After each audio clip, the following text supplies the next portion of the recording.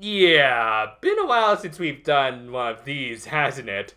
Sorry, I just really suck at adjusting my schedule. I mean, I was planning on doing this a lot sooner, but then I realized I need to get a new piping bag tip, and then some other videos took priority. By the way, check these out, they're good stuff.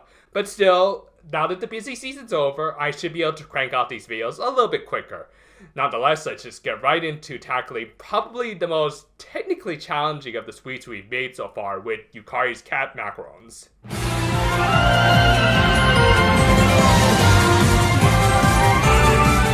Preparation for this recipe actually starts the night before. Now, one of the key aspects to macarons is having them all be uniform in size. While I'm sure there are professional chefs that can do it freehand, as we can clearly see in the official video on Toei's website, they use templates, and I think we should follow suit. Just gonna roll out a big sheet of parchment and then slip a couple of macaron templates I printed out underneath. You can actually Google image a bunch of these templates, including some more unique designs like, yeah, I think I'll stick with the Waffle Pegasus, thank you very much. Anyway, we're just gonna take a Sharpie and trace out the templates. Probably not gonna need all of these, but hey, sometimes it's better to have too much instead of not enough. Alright, we're just gonna let that ink dry overnight, and then tomorrow morning we'll flip it over so that we're not directly piping onto the ink. See you tomorrow morning.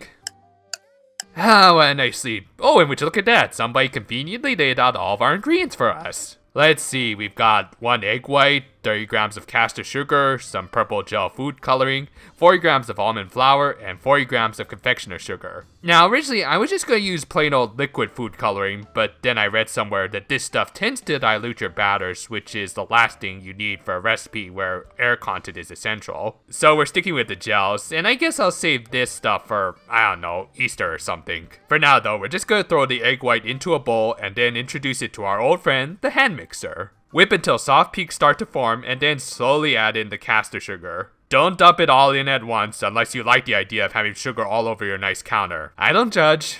Anyway, once stiff peaks start to form, it's time to add in your food coloring. Just start off with a few drops. You can always add in more, but this looks about right. Next up, get out your sifter and dump in your almond flour and confectioner sugar. Gotta say, the almond flour was a little stubborn. Makes sense since it's made from ground up nuts and everything, but give it time and it'll all sift through eventually. Fold it into the batter, trying to maintain as much air as possible. And then into the piping bag it goes. Again, I had to mail order this particular tip because I couldn't find any store near me that sold extra wide circular tips. Hopefully you guys have better kitchen supply stores than Bed Bath & Beyond in your area. Next, we're gonna pipe each right into the middle where the cross is. Also, on a side note, after piping whipped cream in all of my previous cooking videos, I've learned it's best just to fill your bag less than halfway full, especially for thicker stuff like this. Just twist the other half of your bag and squeeze it out like you would when you try and make sure you get every last bit of toothpaste out of the tube. We don't want to waste a single drop of this good stuff. In the end, I didn't have enough for every circle, just as I predicted, and the last guys were just me macarons, but hey, just as long as we get even numbers, that's pretty much all that matters. Now we're just gonna let these guys dry for about an hour.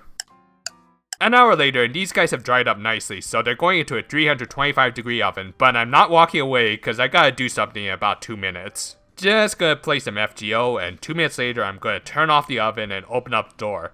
Count to 10, 9, 8, 7, 6, 5, 4, 3, 2, 1. And shut the door and set your oven to 250. Now I can actually walk away for about 15 minutes. 15 minutes later, and all that oven fussing has left us with these cute little airy confections. And just to make sure they don't start cracking on us like Shinji Yukari on a Monday, we're just gonna fan these guys a little, just to kill off any excess steam. By the way, yes, that is my name on the fan. Extra credit if you can read katakana. Next, we're just gonna set that aside and focus on our filling. For it, we're going to implement some raspberry jam and a frosting made from 40 grams of butter, 50 grams of cream cheese, and 40 grams of confectioner sugar. By the way, I let the cream cheese and butter soften on the counter a little beforehand.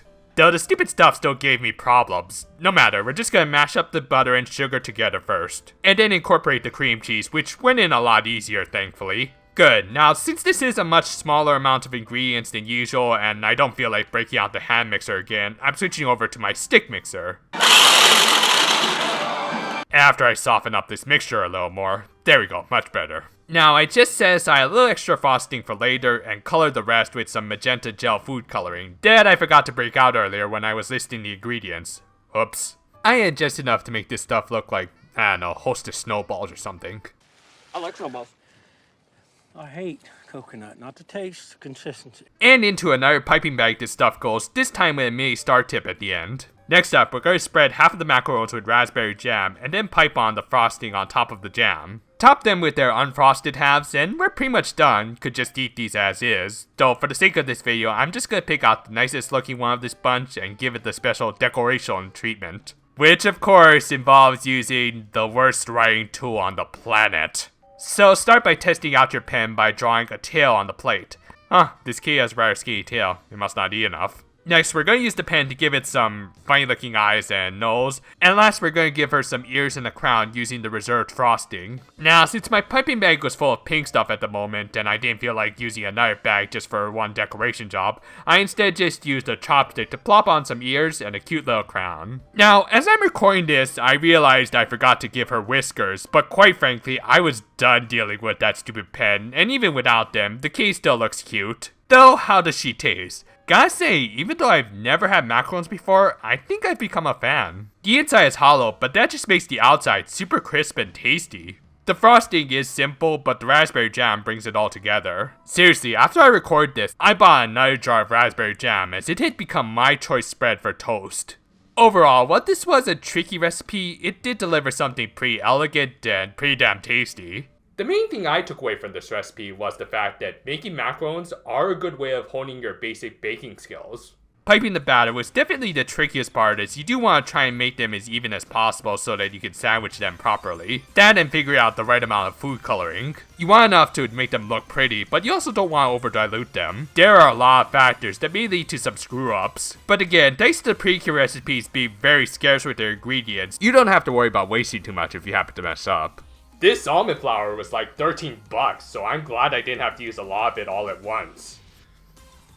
If you're at all feeling adventurous, definitely try this one out. If anything else, you'll be left with some tasty, neon-colored frosting to enjoy. Until next time though, farewell for now my friends, and... Wait, I just realized something. Throughout this recipe, we never once used heavy cream, did we? Oh my gosh.